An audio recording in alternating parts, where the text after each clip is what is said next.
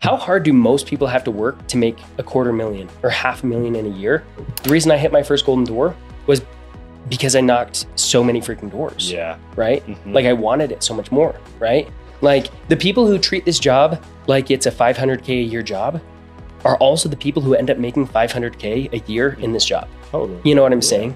And so a lot of people, like, they want to recruit, they want to do this, they want to do that, but it's like, like if you were to put like a dollar amount or a salary amount, like how hard do most people have to work to make $250,000 or $500,000 in a year? And like, dude, it's crazy, right?